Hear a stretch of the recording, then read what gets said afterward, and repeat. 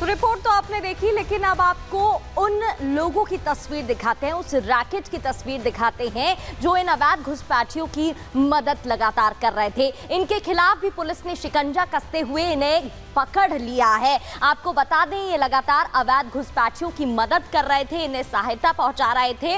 और इतना ही नहीं, अवैध रूप से दस्तावेज भी इनके बनाए जाते थे, जिसकी मदद भी ये रैकेट कर रहा था, जिसके बारे में भांडाफोड़ कर दिया गया है। और पूरी तरीके से अब पुलिस नकेल कसती हुई नजर आ रही है। अब आपको बताते हैं अब तक इस पूरे मामले में पुलिस ने क्या कुछ खुलासा किया है और कैसे पुलिस अब आगे तैयारी कर रही है। 1 जनवरी 2024, आपको बता दें 1 जनवरी 2025 की, माफ कीजिए, बात करें तो आपको बता दें कि दिल्ली पुलिस ने रैकेट का भांडाफोड़ किया। इस पूरे रैकेट का भांडाफोड़ हुआ है। साथ ही पुलिस ने रैकेट से जुड़े 4 लोगों को गिरफ्तार भी कर लिया है। रैकेट में 2 बांग्लादेशी और 2 भारत के निवासी शामिल हैं, जो ऐसे ही अवैध रूप से रह रहे घुसपैठियों की सहायता किया करते थे। साथ ही पुलिस अब आगे बैंक अकाउंट की भी जांच कर रही है, क्योंकि इनकी पैसों के लिए भी मदद की जाती थी। साथ ही फर्जी रूप से दस्तावेज बनाने वाले लोगों को भी गिरफ्तार किया जा रहा है। इतना ही नहीं, 28 दिसंबर को जो रैकेट से जुड़ी जानकारी मिली थी, उस पूरे मामले में भी अब पुलिस छानबीन कर रही है। साथ ही इस रैकेट का जो मास्टरमाइंड है, जिसका नाम अनीश शेख बताया जा रहा है, उसको भी पुलिस ने गिरफ्तार कर लिया है, पकड़ लिया है और उसके खिलाफ भी अब कार्रवाई की जा रही है। आपको बता दें, अनीश शेख भी बांग्लादेश का रहने वाला है, जो यहां पर रहकर अवैध रूप से रह रहे घुसपैठियों की मदद कर रहा था। कई साल पहले भारत आया था अनीश शेख, इसको भी पकड़ा जा चुका है। अनीश शेख ने ही बांग्लादेश में लोगों की मदद की, जो यहां पर घुसे, और साथ ही भांडाफोड़ के दौरान 6 आधार कार्ड और 5 पैन कार्ड भी पुलिस ने इसके पास से बरामद कर लिए हैं। आपको 24 दिसंबर 2024 की भी जानकारी देते हैं, जब पुलिस ने ऐसा ही एक एक्शन लिया था और उस दौरान भी गिरफ्तारियां हुई थी। घुसपैठियों के फर्जी दस्तावेज बनाने वाले एक और गैंग का भांडाफोड़ हुआ था। पुलिस ने इस मामले में 11 आरोपियों को पकड़ लिया था, गिरफ्तार किया था, और 11 आरोपियों में से 5 लोग बांग्लादेश नागरिक ही हैं और बाकी 6 लोग फेक दस्तावेज बनाकर यहां पर काम कर रहे थे, लोगों की मदद कर रहे थे। फर्जी वेबसाइट के जरिए भी ये दस्तावेज बनाए जा रहे थे और जाली पहचान पत्रों का भी इस्तेमाल किया जा रहा था। इसका भी खुलासा हो गया है और आपको जानकर हैरानी होगी कि ये जो दस्तावेज बनाए जा रहे थे, ये चंद पैसों में ही बन जाते थे। इसकी भी आपको जानकारी दें, उससे पहले आपको बताते हैं प्रशासन की तरफ से क्या कुछ कहा गया है। ये रैकेट जो आप लोगों ने पर्दाफाश किया, इसके बारे में बताइए, कितने लोग थे, किस तरीके से ये लोग बॉर्डर क्रॉस करा रहे थे, कितने फेजेस में ये लोग काम कर रहे थे, ताकि लोग भी अलर्ट हो सके इसको लेकर।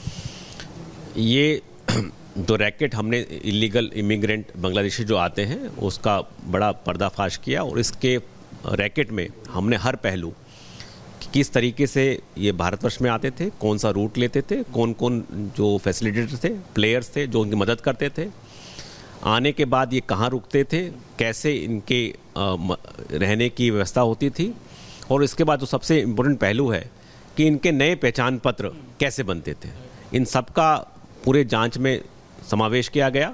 इस पर्टिकुलर केस में हमने 2 बांग्लादेशी और 2 इंडियन जो फैसिलिटेटर हैं उनको गिरफ्तार किया है। बांग्लादेशी बिलाल हुसैन और उसकी वाइफ तान्या खां हैं। ये नेत्रकोना डिस्ट्रिक्ट बांग्लादेश के रहने वाले हैं। इनका नियरेस्ट लैंड बॉर्डर सीमा जो हमारी पड़ती है वो मेघालय की बागमारा जगह है, जो साउथ गारो हिल डिस्ट्रिक्ट का पार्ट है, वहाँ से पड़ती है। वहाँ से ये वाया जंगल रिवाइन रीजन है, वहाँ बाय फुट डंकी रूट से ये पहले यहाँ आए। इस पूरे प्रक्रिया के पीछे जो मास्टरमाइंड था, ये ऐसे अपने घूमने फिरने के माध्यम से नहीं आए थे। ये अनीश शेख और उसकी वाइफ सपना, ये 2 व्यक्ति हैं जो पूरे इस रैकेट को चला रहे थे, लोगों को लाने का काम करते थे, फैसिलिटेट कराते थे। तो उनके ही माध्यम से ये लोग पहले डंकी रूट से बागमारा बॉर्डर क्रॉस करते हैं। अब फर्जी दस्तावेज प्रिंट रेट लिस्ट की भी जानकारी आपको दे देते हैं। दरअसल चंद पैसों में जो बेसिक डॉक्यूमेंट होते हैं, जो सबसे ज्यादा महत्वपूर्ण भी होते हैं, वो बना दिए जाते थे। ड्राइविंग लाइसेंस की बात करें तो महज 10 से 20 रुपए में इसे बना दिया जाता था। वोटर कार्ड की बात करें तो 5 से 15 रुपए ही लगते हैं और आधार कार्ड 20 रुपए में। पैन कार्ड की बात करें तो 10 रुपए। कोविड वैक्सीन सर्टिफिकेट की बात करें तो 2 रुपए इसके लिए लगते हैं और जाति प्रमाण पत्र 30 रुपए में बना दिया जाता था। ये अवैध दस्तावेज सिर्फ 30 और 20 रुपए में बना दिए जाते थे। निवास प्रमाण पत्र भी 30 रुपए में ही तैयार कर दिया जाता था, जिसके लिए दस्तावेज तैयार होते थे। और उसके बाद अब पुलिस ने इस पूरे मामले का भांडाफोड़ कर दिया है और भांडाफोड़ करते हुए अब गिरफ्तारी भी हो गई है।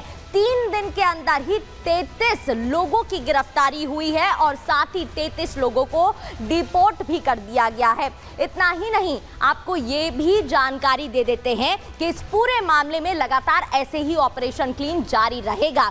अब महाराष्ट्र में 24 अवैध बांग्लादेशी गिरफ्तार कर लिए गए हैं। इसके अलावा दिल्ली में 33 बांग्लादेशी डिपोर्ट किए गए हैं। ना सिर्फ राजधानी दिल्ली में बल्कि देश भर में इसी तरीके से ये अभियान चलाया जा रहा है, जिसके तहत अवैध घुसपैठियों को डिपोर्ट किया जा रहा है और साथ ही उनके खिलाफ एक्शन भी लिया जा रहा है।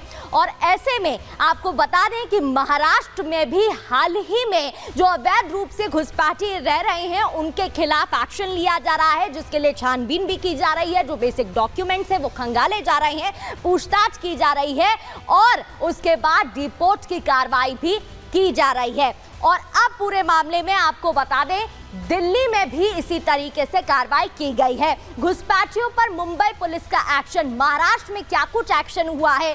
ठाणे में 3 बांग्लादेशी महिलाओं को गिरफ्तार किया गया है। इसके अलावा अवैध दस्तावेज बनवाकर ये महिलाएं रह रही थी और आप जान ही गए हैं कि महज चंद पैसों में 10 से 30 रुपए के अंदर ही ये दस्तावेज बना दिए जाते थे। अब तक घुसपैठियों के खिलाफ 195 मामले दर्ज हैं। 278 बांग्लादेशी नागरिकों को गिरफ्तार किया जा चुका है। 50 के करीब घुसपैठियों को डिपोर्ट भी किया गया है।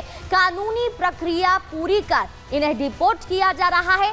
पिछले 3 हफ्तों में अलग अलग इलाकों में 50 गिरफ्तारियां हो चुकी हैं, क्योंकि ये बड़ा मुद्दा निकलकर सामने आया था और उसके बाद अब इस पूरे मामले में एक्शन भी लिया जा रहा है और 50 लोगों की गिरफ्तारी भी पूरे मामले में हो चुकी है।